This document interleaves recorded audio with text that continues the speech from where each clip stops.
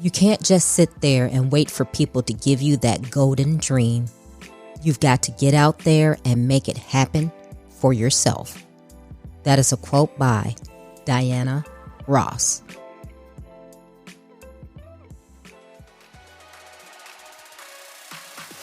Welcome to Trina Talk. This is the podcast where guests share their stories of pursuing their passions, living a fulfilled life, and empowering others. Each week, I talk with inspiring leaders, business owners, and people with amazing stories from around the world in unscripted conversations as they share their successes and failures. This podcast is all about empowering you to keep striving in your personal and professional life. I am your host, Trina L. Martin. Welcome to episode 125. Before I get into this week's episode, I'm excited to share with you that I've been selected as one of the international speakers for Sean Fair's Leadership Experience Tour 2021. It's happening April 10th in Troy, Michigan. I will be there on location, on the stage, and the topic of my speech is From a Mess to Amazing.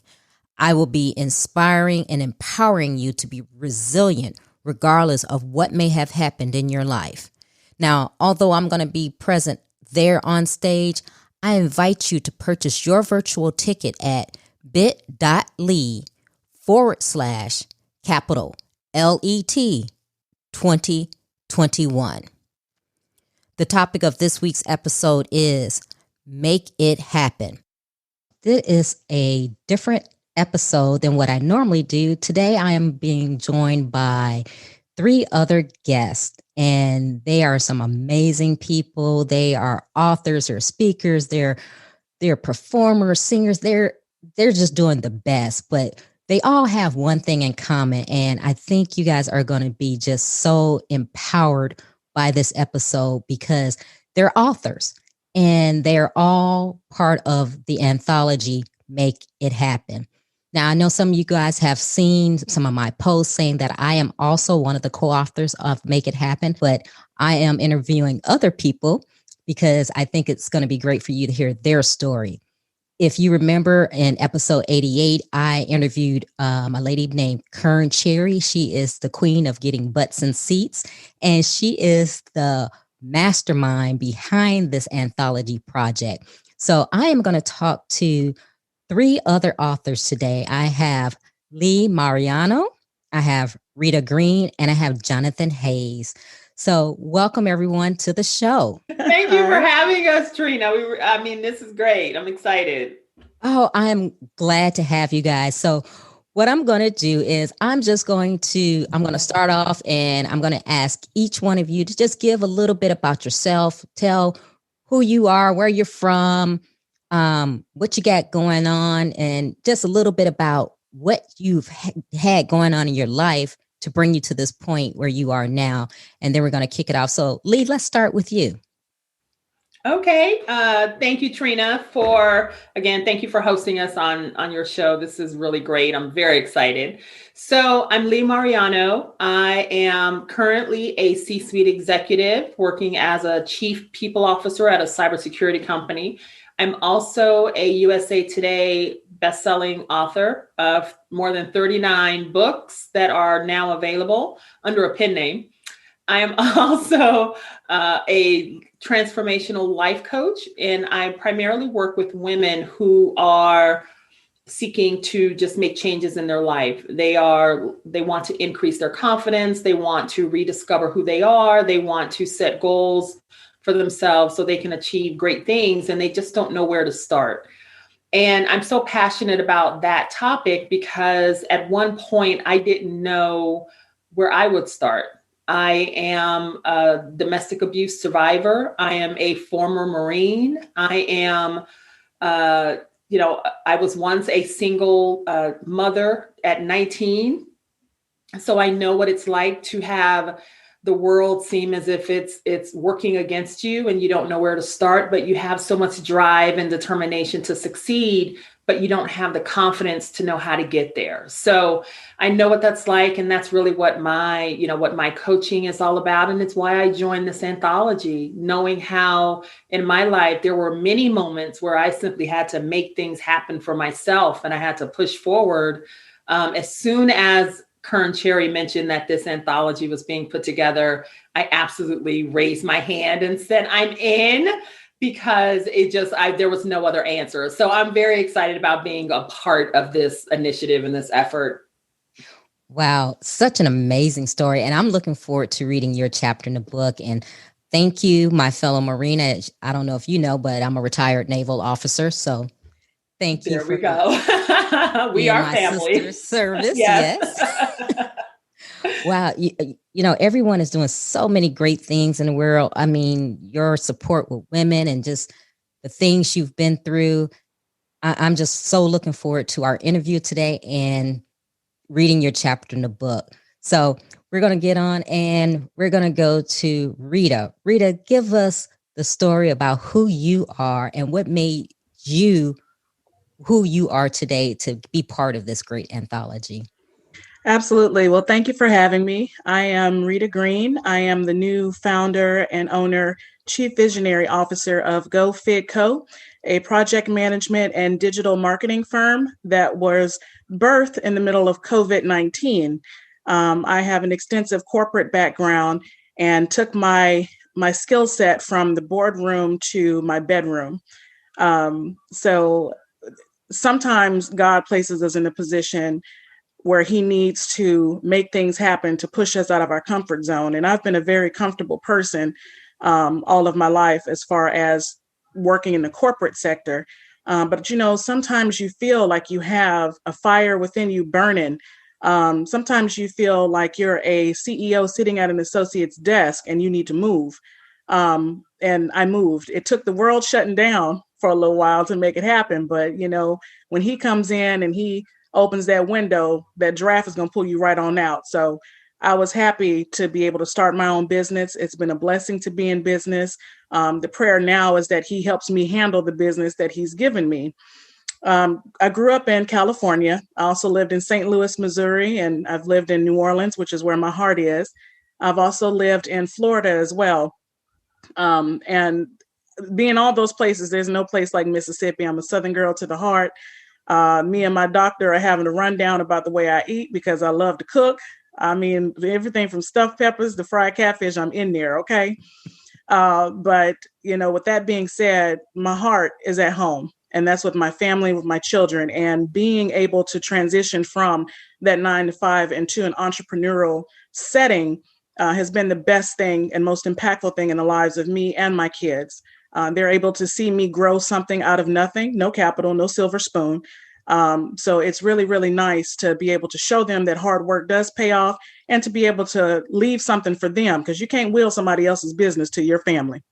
So I love that. I mean, and like you said, God pushes you into ways and things, because my business actually was born out of COVID as well. I'm a tech expert, got several decades behind me, and just decided when COVID hit, I was like, you know what? I'm going to use my technical expertise to go into business and help other people, because people struggle. We were thrown into a world and a way of doing business that we had never done before.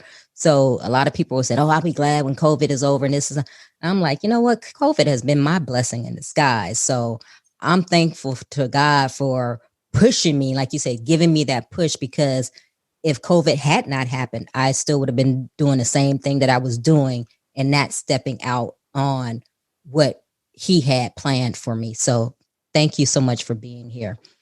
Now, the gentleman of the group, Jonathan Haynes. How are you doing? Hello, I'm doing fantastic. Thank you for letting me be a part of this wonderful podcast. But my name is Jonathan Haynes. I'm a gospel award-winning recording artist, and I'm a serial entrepreneur. Like you said, if COVID-19 did not come, I wouldn't have the 3 to 4 businesses that I have now. I literally started 3 to 4 businesses. I was a recording artist, but when the pandemic shut down, I couldn't travel. So God laid 3 to 4 businesses on my heart with a Songbird apparel clothing line. I do a podcast as well. Songbird Productions, JS Consulting, the list goes on. But I'm truly grateful for what God has been doing in my life. And when Sister Kern put out the flyer, she said, she keep telling people I was the first. Soon as she put it, I think at midnight, I emailed and said, I want to be a part. Many people have asked me to write a book, but I knew to be connected to Kern Cherry, greatness would have came out of it. So I'm so happy to be a part of it. My story, a little about that, I tried to commit suicide over 3 times. I went through severe depression. I went through so many things, but through it all, God still made it happen in my life. And I tell people all the time that you don't have to be alone. No matter the obstacles or trials that you face in life, God will always come back around and see you through. So I'm so happy to share my story with you all wonderful ladies, and to be the only male in the book is truly grateful. And I want to keep telling people out there, no matter what you face, you still can make it happen. Wow. Just, you know what? You are the epitome of what I think this anthology is about, making it happen. And I just want to, you guys can take yourselves all off of mute, but I just wanted to talk to you guys about that. And I know, just like me, you guys say, when Kern put the call out, you were like, Kern is good people. She's good stock. I don't mind doing a project with her. But inside, besides it being Kern, the woman, what was it that led you to do this project? What made you say, you know what? I want to be vulnerable. I want to tell my story. I want to help people make it happen. Tell me, whoever wants to go first. This is the first book for me. Okay. Excuse me, Jonathan. This is the first publication for me. This is the first book for me. I've written in magazines and I've written in articles and things, but this is the actual first full book and first anthology for me. Again, it's another milestone in life to show my children that you can do whatever it is that you want to do. I was raised to believe that, Mom, I want to be an astronaut. Well, you can do it. And I believed it. And I still believe it. And I have shown time and time again that I've made something out of nothing, whether it was meals when I didn't have money, whether it was bills when I didn't have money, whether it was a skill set when I didn't have any college education to back me up.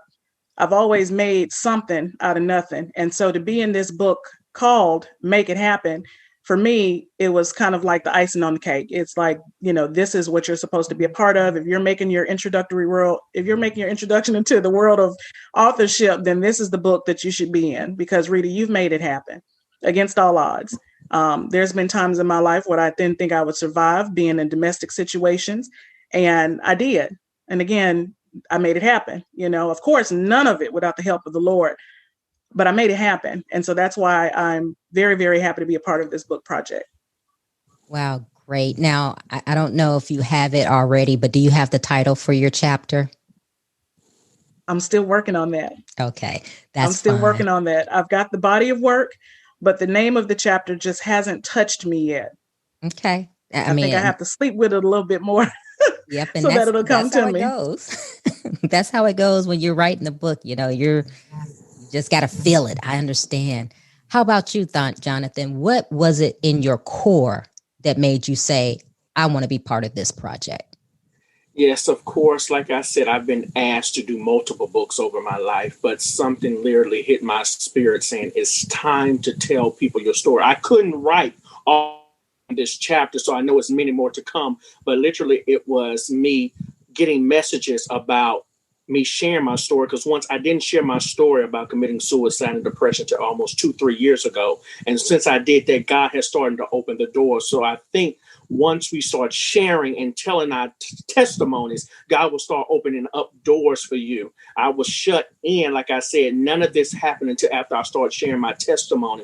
And I have gotten a lot of messages saying, thank you for saving my life. I'll post something. They say, you just don't know. I was about to end it all before I send your message, but I knew it was meant for me to stay here. And so that is why I'm saying make it happen, because no matter what I went through, no matter what we go through, it might seem like all hope is lost right now. In this pandemic, look, if I wasn't as strong as I was, I could have went back down those paths. A lot of people didn't have people to talk to. A lot of people have come to me during this pandemic saying, I don't know, I shouldn't be here because I can't pay these bills, but just remember that God is always there. And so I know it was time for me to tell my story and to make it happen, no matter the situations we went through. It was just time.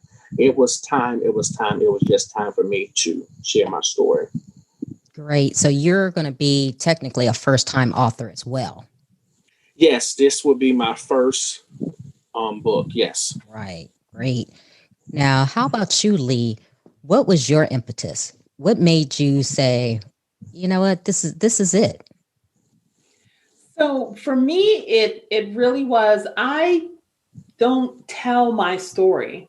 I don't tell about the life I had. I don't tell about how I felt when, that moment my husband was, or ex-husband was, plunging the knife down towards my head, as my child was, standing there screaming. I don't tell that story of the black eyes that I had. I don't tell those stories because, for one, I had been ashamed of my story for a long time.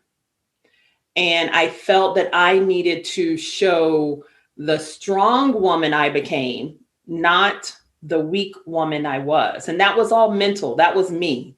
That was my own barrier, because I needed to show the world that I was strong, that I was capable. And telling that story would show a side of me that I kept hidden away. Now, of course, some people knew it. My current husband, I've been with him and he's a blessing. We've been together since 1998. We've been together for, 20, he's going to get me 23 years at this point.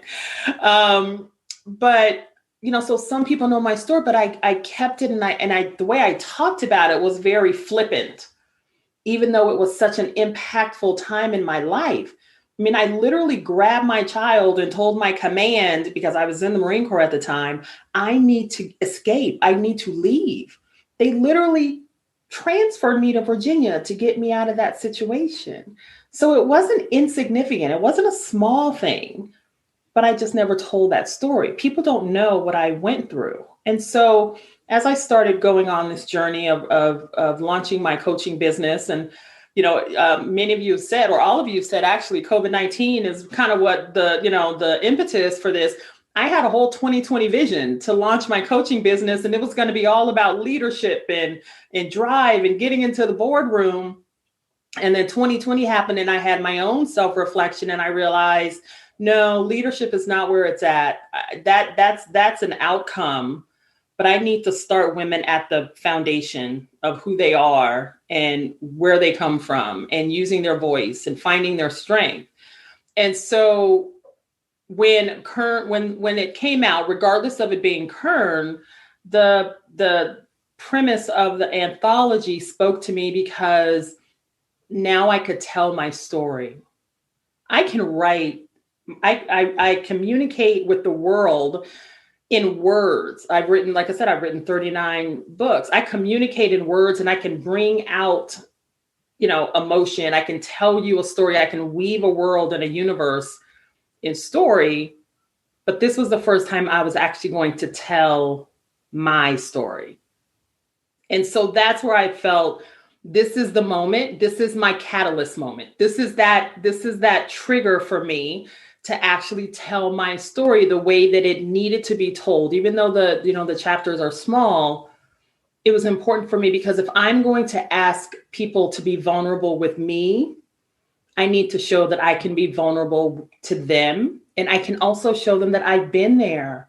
I know what they've gone through, because I was once there myself. And while today you may see someone who's an executive who has published these books and done all these things, you're like, oh, she's got it together. Well, I may have it together today, but I didn't start there. I have that moment where I still can picture myself crouching down on the floor, begging him to stop. that's who I was 26 years ago. And it's been a whole journey to get me to this point where I'm sitting on this video or sitting on this podcast talking with all of you. So that was really the impetus for me, is that this would be the first time I would actually tell my story and share with the world what I went through and how I overcame it in order to become the person I am today. Wow. And I just want to say thank you to all three of you guys for sharing the tidbits of your story, because they are powerful. And I think we all have a story to tell. And I, like you, all felt the same way. You know, people didn't know about really some of the things I had been through in my life, because you feel shame, you feel guilty. I had published a book before this where I had come out being vulnerable, talking about some of the things I went through in my life. And I want to ask you all, how did it feel to be vulnerable? And of course, it was only a chapter, so you could only go so far, but seems like all three of you have decided to really be vulnerable, to share those intimate parts of yourself that people didn't know about, that some people would condemn or judge you for. But it seemed like you had the strength to stand up and say, you know what, no, this is my story and this is where I'm going to share it. How did that feel for you? How did that feel for you, Lee? Well, for me, it was actually, I felt a release, even though it was a small snippet, because, you know, you think of your life in moments and clips and small, you know, when you look back at what's happened, you don't necessarily play the whole movie reel. You just play the parts that have impacted you. And so when I had to sit down and write that, that was the first time I had written out what happened to me and really went back to that time and pulled forward those emotions and that feeling to try and explain to the reader what I was feeling and what I was going through. And so at the end, I felt it was an exhale. It was a release. I felt, okay, I did it once. I can tell this story again. It's okay for me to tell my story, because my story can be someone else's story, But I had to release it first. I had to get it out of me first.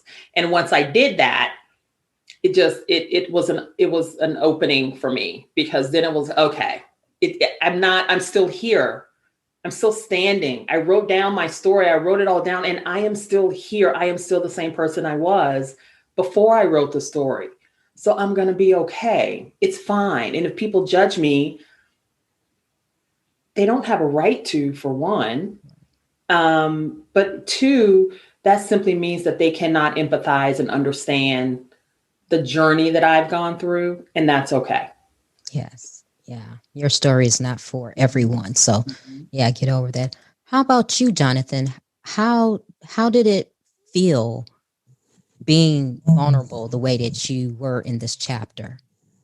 Yes, as everyone was saying, I was nervous to go into depths about it, because I post about it. I just said I wanted to commit suicide, but in that chapter, I went into detail everything from how did it start to what I did and what I used to try to, and explained it. And so I was very vulnerable and scared, because growing up in the church, they used to condemn you for trying to tell you that you don't need to say that. Don't nobody need to, just pray about it. And I wrote some of that in the book about that's what made me even more want to give up, because I'm going to the church or going to the pastor and they tell me just pray about it. You'll be all right. That ain't nothing, you know? And so that's why I was scared to tell in the chapter, but it confirmed with me. I was sitting there writing the book, and I know on the Microsoft Word, it has a thing where you can just press it and let it read. And my friend was in there, and it wasn't even almost the end of the chapter. She started crying, and she said, I didn't know you went through this. And so that was the confirming thing to me, because if she cried and went through that emotion like that, I know that this book can help and to save somebody else's life. Wow. Wow. Amazing. How about you, Rita? For me, I'm on the novice side. I'm coming in from the ground floor, and I have a lot that's still packed inside. So I think my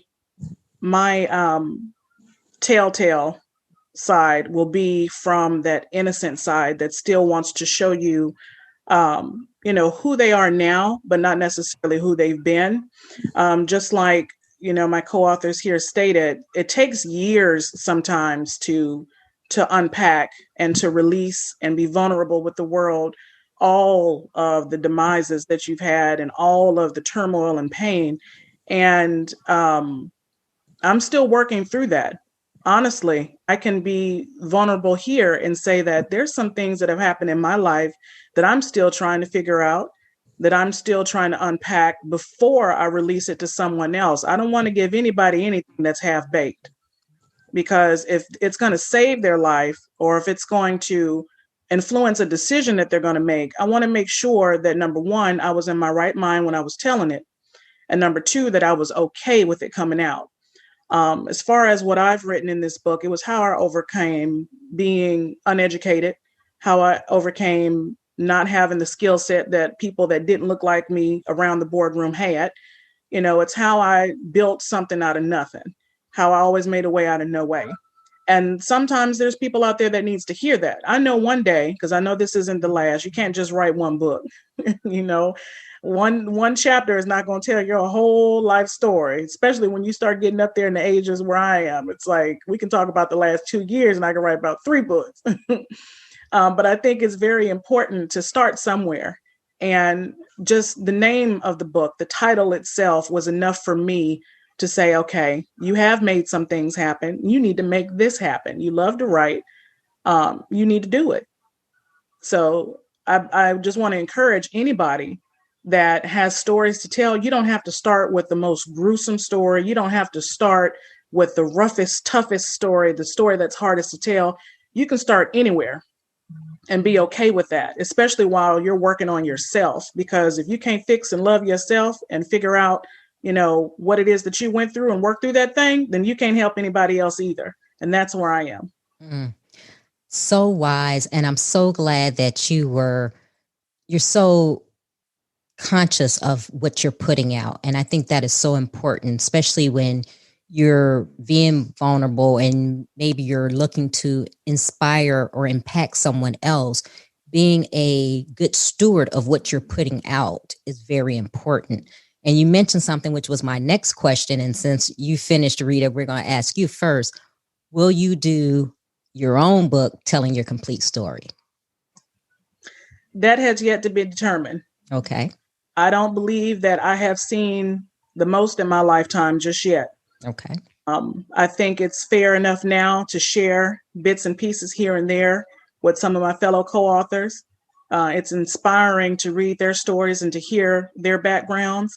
And I take that and carry that with me day in and day out. When you're in these anthologies, you read what other people have gone through, and you sit on panels like these and you hear the emotion, and it brings you back to a place that you've been, that you're happy you're out of, or that you might end up in again. Who knows? We're all human, but I feel like I need just a little bit more under my belt as far as life is concerned before I put out that big, big, big book about everything that's happened. My great grandmother passed away right before her 102nd birthday, and I would have loved to have read a book by her, because she was surprised that there was a Black president and everything else. She's seen so much in her life. She went from cleaning houses to, seeing a Black man being sworn in. So I think I need to give myself just a little bit more time and, cultivate a little bit more of myself. This is a good starting point for me to be able to share one thing at a time and go from there. But eventually, I don't see why not. I believe that the Lord has great things planned for me in my life and those that are in it. And I know that there will be a great story to tell. But I also know that there's going to be some perils and trials that I have to continue to go through to make that book worth reading. So I'm here for it. Great. How about you, Jonathan? Yeah, so she said, not right now. Previously, like I said, I've been asked to do multiple books, but it just wasn't time. So I think these anthologies at the moment to just do bits and pieces. I'm already going to be on another book project that Kern has, the new Trailblazers 2. So that's going to be another chapter. And so probably in the next couple of years, I think I'm 25 now. So I went through these things at 13 to 25. So when I think by 30, 35, I think I'll be at that point where I just tell it all and to bear it all and have some books under my belt as already. Great. How about you, Lee? You're already an author, but do you think you're going to do a book with that's your complete life story or some of it? What do you think?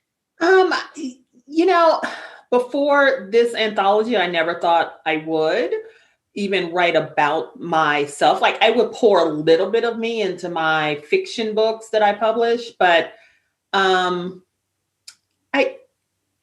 short answer, yes, I think I will.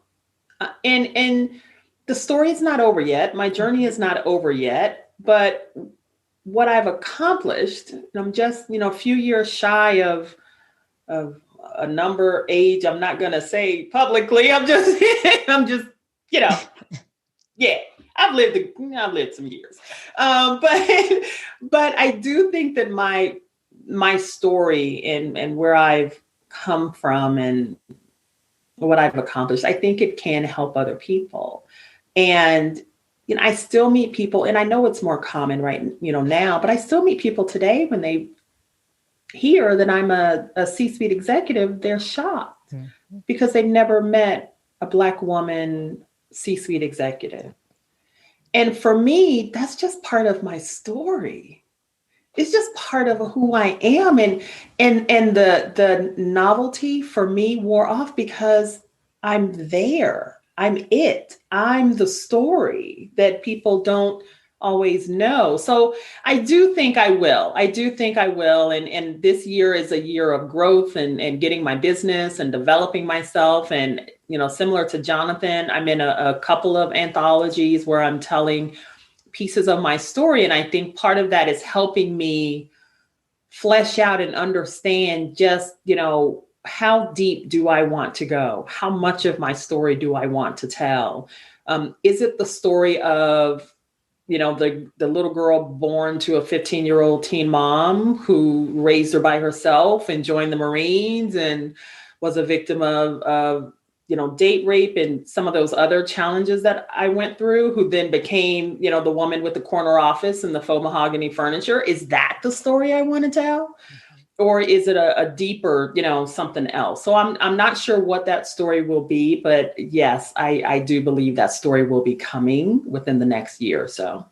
Wow.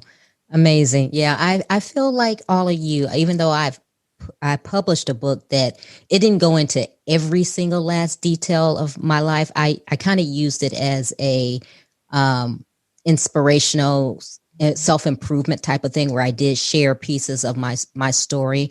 I'm kind of like all of you. I don't know if I'm going to just do a full blown, A to Z type of this is my story type of thing. But just like you, Lee, I'm a retired naval officer. I've been in technology, and people look at me and I look like a unicorn to them. And I'm thinking, why is this unique to you? This should not be, you should not be looking at me going, oh, really? That should not happen. So maybe I will one day along the line, but I think with my business and things that I'm doing, I'm trying to leave that mark on the world. So with that, I want to ask each one of you, what do you want your legacy to be? So Lee, kick it off. That's a heavy question, but it's a good one. So for me, honestly, the reason I even started my coaching business is because I want to leave a legacy for my sons and my grandchildren. I'm surrounded by boys, right? My husband and my sons, but I have this one little grandbaby. She's, one little girl. And sometimes she is still surprised that her Nona is the boss. That her Nona, she talks about me at show and tell, and she takes my books and she says, oh, my Nona writes books, and I want to leave her a legacy that, she may not know all of my story. She may learn some as she grows up, but I want her to look back and understand that I did something so powerful for whether it's our family, whether it's impacting the lives of other women, whether it's simply helping people along their journey when they feel like they hit rock bottom. I want to leave that legacy for my sons and my grandchildren so they can look at their grandmother, they can look at their Nona and say, that woman was just, she was amazing. She was amazing, right? So that's really, that's a huge part of the legacy that I want to leave. Is for them to see who I truly was, not just as their grandmother and their mother, but as a woman, as a person, as a business leader, as someone who went through so much hurt and pain that I came out on the other side. And, my clients, the people that I work with, I want to leave them a legacy that when they leave me, when they no longer work with me, that they are better off than they were when we started, that they have more power than they had, that they have a stronger voice, that they're achieving their goals. They're doing whatever they want to do because I entered their life. And when I leave and when I depart, if they're better for it, then that's a legacy. That's what I want to leave them with. Wow, great. And tell the listeners how they can connect with you if they want your services, your coaching. Tell us how they can find you. Absolutely. So the listeners can either email me directly at alexadomcoach@gmail.com. I'm also on Facebook as Alexadom Coaching. You can find me under Lee Mariano, which is my individual profile. I'd love to connect with you. I'm also on Instagram and Twitter as Alexadom Coach, which is basically the name of my business.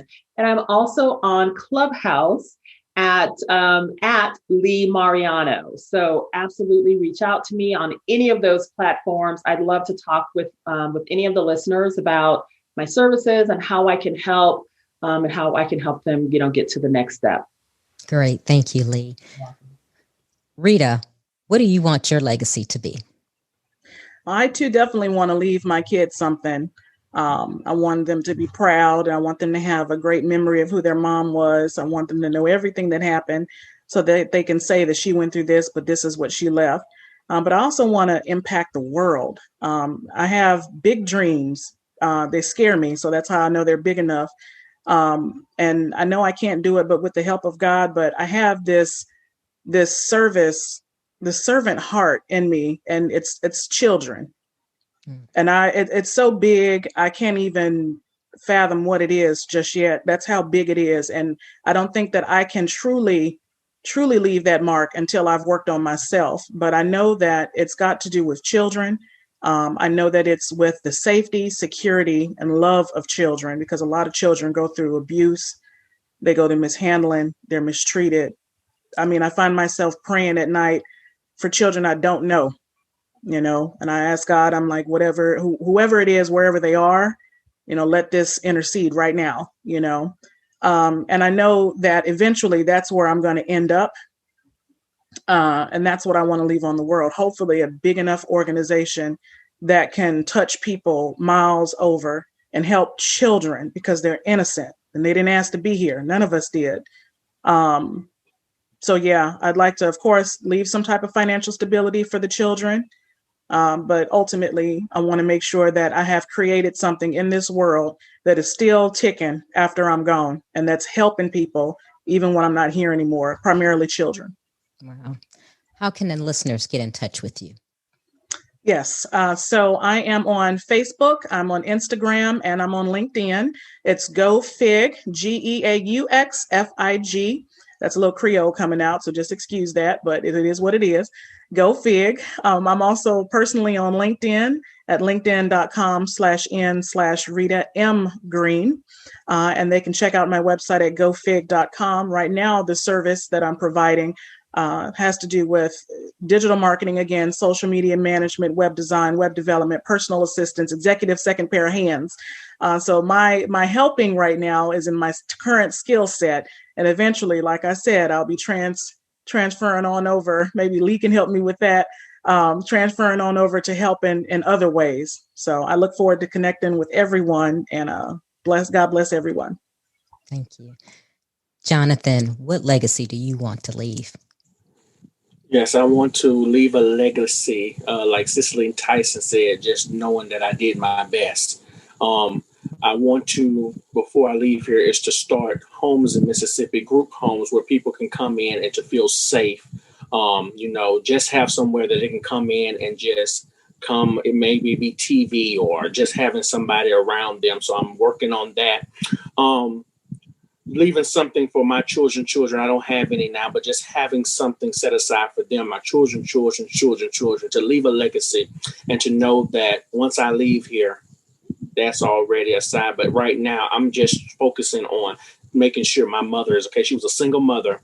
And so everything that I do now, I want to prove to her that her work didn't go in vain. All the trials and tribulations that I put her through, I want her to know now that everything that I do is for her. I don't tell her a lot, but I want her to know that I'm leaving a legacy for her. And I'm doing that by showing her all the things that I went through and showing her now, and to leave a legacy for my children. Wow, beautiful. How can the listeners get in contact with you? Yes, I'm on Facebook at Jonathan Haynes. I'm on Instagram as J Haynes Songbird. Twitter is John L. Haynes. I'm on Clubhouse. It's at Jonathan Haynes, and LinkedIn is Jonathan Haynes. If you don't have any of those, I know everybody probably do, but you can go to my website at jonathanlhaynes.com. Wow. Well, I just want to say thank you to the three of you for being on Trina Talk, for sharing your story. I want to say that I am honored to be a co-author next to you three in the anthology. I look forward to reading your stories. I'm glad that I've known you and God has blessed us to be together on this project. But I just want to say thank you for your time. If you like Trina Talk Podcast, please don't forget to go out to iTunes and rate it 5 stars and leave a review. Also, who else in your life do you know that needs some motivation and inspiration in their lives? Don't forget to share Trina Talk with them. I hope you have a great week. And remember, if you change your mindset, you can change your life. Keep striving, because success is a journey, not a destination.